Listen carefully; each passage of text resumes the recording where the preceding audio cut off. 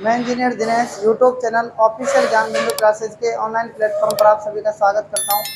आज हमारी मैथ्स में नंबर सिस्टम की 5वीं क्लास है और आज हम इसमें डिविजिबिलिटी के मोस्ट इम्पोर्टेंट क्वेश्चन और करेंगे। देखो, कल तक की क्लास के अंदर हमने 16 क्वेश्चन तक पढ़ लिए थे। आज हमारा 17वां क्वेश्चन है। पढ़ो, देखो इस क्वेश्चन को। यदि 4m 37 0 94 26 7n 8 और 11 दोनों से विभाज्य है, जहां m व n एकल अंक पूर्णांक हैं, तो m व n का मान ज्ञात करो। कैसे करेंगे इस क्वेश्चन को ध्यान से देखने एक बार इसका सॉल्यूशन देखो। एक बार इसका सॉल्यूशन हम कैसे करेंगे। ये कोई नंबर है 4m 37 0 94 26 7 और n। आप मुझे बताना 8 और 11 दोनों से विभाज्य है। 8 इंटू 11, ये दोनों क्या है, को प्राइम नंबर है कि नहीं बताओ। दोनों को प्राइम नंबर है ना। तो आप क्या करेंगे, 8 के डिविजिबिलिटी रूल क्या है, लास्ट के 3 डिजिट में भाग दे देंगे, 6 7 और n। आप भाग दो इसमें 8 का, 8 8 64, कितना बचेगा 3, और आगे लिख देंगे n। 8 चौक क्या होता है 32। तो 0 कब बचेगा, जब n का मान कितना होगा 2 होगा। तो आप मुझे बताओ, n का तो हमने चेक कर लिया, n का हमने क्या कर लिया, चेक कर लिया, ठीक है। अब मुझे आप बताओ कि 11 का चेक करना जरूरी है कि बताओ। यानी 8 का हमने चेक कर लिया, ठीक है। तो n का मान 2 किस में बताओ, n का मान 2 इसी में है ना, और किसी में 2 है क्या। तो आपको m का मान चेक करने की आवश्यकता नहीं है, ठीक है। Option number C is correct answer, ठीक है। तो इस क्वेश्चन को आप नोट कर सकते हैं। क्वेश्चन नंबर 18, पढ़ो क्वेश्चन नंबर 18 को। यदि 8 अंकीय संख्या 44 32 a 4 3 b 9 और 5 से विभाज्य है, तो a व b का योग ज्ञात कीजिए। 8 अंकों की संख्या को लिखो आप। क्या दे रखा है, 44 32 a और 3 b। आप ध्यान से सुनना, 44 ऐसे कैसे लिखो आप, 3 2 a 4 3। आप मुझे बताओ कि जो 9 और 5 है ये क्या है, को प्राइम नंबर है कि नहीं बताओ। 9 और 5 जो है को प्राइम नंबर है। तो 5 का रूल क्या होता है, जब यहाँ पर कितना हो 0।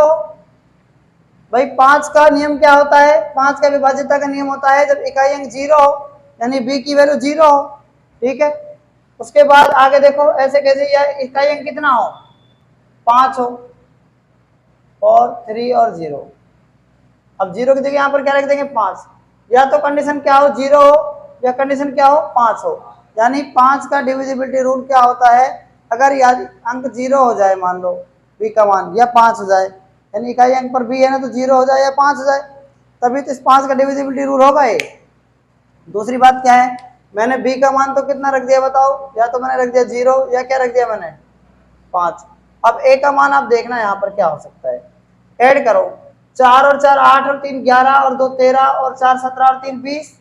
तो a का मान क्या होना चाहिए कि 9 से मतलब ये डिवाइड हो जाए। बताओ भाई a का मान यहाँ पर कितना होना चाहिए, 4 4 8 3 11 2 13 4 17 3 20 हो गया। अब 20 में यहाँ पर हम a का मान 7 रख सकते हैं, है ना, 7 रख सकते हैं ना a का मान। तो a का मान देखो यहाँ पर क्या हो सकता है, या तो 7 हो सकता है, या यहाँ पर क्या हो सकता है बताओ, 4 और 4 8 और 3 11 और 2 13 13 और 4 17 और 3 20 और 5 कितना हो गया 25। या a का मान क्या होना चाहिए, यहाँ पर 2 होना चाहिए। बात आ रही कि नहीं आ रही समझ में, ठीक है। तो आप देखना हमसे a प्लस बी का मान पूछा है, a प्लस बी में देखना आप क्या पूछा है, a प्लस बी। इन दोनों को ऐड करो, 0 और 7 कितने होते हैं 7, 5 और 2 कितना हो जाएगा 7। तो दोनों ही कंडीशन में क्या बन रहा है 7 बन रहा है। तो हमारा जो ऑप्शन नंबर क्या जाएगा, a प्लस बी का योग जब पूछेगा तो हमारा ऑप्शन नंबर सी आ जाएगा, ठीक है। तो इस क्वेश्चन को आप नोट कर सकते हैं। क्वेश्चन नंबर 18, पढ़ो क्वेश्चन नंबर 18 को। यदि 8 अंकीय संख्या 44 32 a 4 3 b 9 और 5 से विभाज्य है, तो a व b का योग ज्ञात कीजिए। 8 अंकों की संख्या को लिखो आप। क्या दे रखा है, 44 32 a और 3 b। आप ध्यान से सुनना, 44 ऐसे कैसे लिखो आप, 3 2 a 4 3। आप मुझे बताओ कि जो 9 और 5 है ये क्या है, को प्राइम नंबर है कि नहीं बताओ। 9 और 5 जो है को प्राइम नंबर है। तो 5 का रूल क्या होता है, जब यहाँ पर कितना हो, 0। भाई 5 का नियम क्या होता है, 5 का विभाज्यता का नियम होता है जब इकाई अंक 0 हो, यानी b की वैल्यू 0 हो। ठीक है, उसके बाद आगे देखो ऐसे कैसे, या इकाई अंक कितना हो, 5 हो, और 3 और 0। अब 0 की जगह यहाँ पर क्या रख देंगे, 5। या तो कंडीशन क्या हो, 0 हो, या कंडीशन क्या हो, 5 हो। यानी 5 का डिविजिबिलिटी रूल क्या होता है, अगर याद अंक 0 हो जाए, मान लो b का मान, या 5 हो जाए, यानी इकाई अंक पर b है ना, तो 0 हो जाए या 5 हो जाए, तभी तो इस 5 का डिविजिबिलिटी रूल होगा ये। दूसरी बात क्या है, मैंने b का मान तो कितना रख दिया बताओ, या तो मैंने रख दिया 0, या क्या रख दिया मैंने, 5। अब a का मान आप देखना यहाँ पर क्या हो सकता है, ऐड करो, 4 और 4 8 और 3 11 और 2 13 और 4 17 और 3 20। तो a का मान क्या होना चाहिए कि 9 से मतलब ये डिवाइड हो जाए, बताओ भाई a का मान यहाँ पर कितना होना चाहिए, 4 4 8 3 11 2 13 4 17 3 20 हो गया। अब 20 में यहाँ पर हम a का मान 7 रख सकते हैं, है ना, 7 रख सकते हैं ना a का मान। तो a का मान देखो यहाँ पर क्या हो सकता है, या तो 7 हो सकता है, या यहाँ पर क्या हो सकता है बताओ, 4 और 4 8 और 3 11 और 2 13 13 और 4 17 और 3 20 और 5 कितना हो गया, 25। या a का मान क्या होना चाहिए, यहाँ पर 2 होना चाहिए। बात आ रही है कि नहीं आ रही समझ में, ठीक है। तो आप देखना हमसे a प्लस बी का मान पूछा है, a प्लस बी में देखना आप क्या पूछा है, a प्लस बी, इन दोनों को ऐड करो, 0 और 7 कितने होते हैं, 7, 5 और 2 कितना हो जाएगा, 7। तो दोनों ही कंडीशन में क्या बन रहा है, 7 बन रहा है। तो हमारा जो ऑप्शन नंबर क्या जाएगा, a प्लस बी का योग जब पूछेगा तो हमारा ऑप्शन नंबर सी आ जाएगा। ठीक है, तो इस क्वेश्चन को आप नोट कर सकते हैं। क्वेश्चन नंबर 20, यदि 6 अंकों वाली संख्याएं x 35 624 और 12 57 y 4 क्रम से 11 व 72 से विभाज्य हैं, तो 5x - 2y का मान ज्ञात करो। 5x - 2y का मान ज्ञात करना है आपको। 6 अंकों की संख्याएं x 35 624 है ना, एक तो ये संख्या है, ये किससे डिविजिबल है बताओ, ये 11 से डिविजिबल है। एक संख्या है 12 5 7 y 4, ये किससे डिविजिबल है, 72 से। ठीक है, अब आप मुझे ये बताओ सबसे पहले, ये इससे डिविजिबल है ये। आप यहाँ पर देखना, यहाँ से ध्यान देना, 1 2 3 है ना, और ये ऊपर वाली 1 2 और ये 3, ऊपर वाले का योग क्या है, 3 और 6 9 और 4 13 है। भाई समस्थान और विषम स्थानों का योग x और 5 है तो 7 बराबर 7 प्लस में x। तो आप मुझे ये बताओ सबसे पहले कि x का मान क्या होना चाहिए, 6 होना चाहिए ना। x का मान क्या होना चाहिए बताओ, 6 होना चाहिए, तभी तो यहाँ पर ये 0 बनेगा। नहीं बेटी बात समझ में, तो x का मान 6 होना चाहिए। 6 से ज़्यादा अगर हम 9 रखें, 9 और 7 16 हो रहा है, तो 3 डिफरेंस 3 आना नहीं चाहिए, 0 आना चाहिए डिफरेंस, या कितना आना चाहिए, 11 आना चाहिए। तो आप देखो यहाँ पर जब हम x का मान निकालेंगे तो ये कितना हो जाएगा, 13 13 में से 13 का 0 आ रहा है डिफरेंस, तो इसका मतलब x का मान 6 होना चाहिए। इतनी बात क्लियर है कि नहीं क्लियर आपको।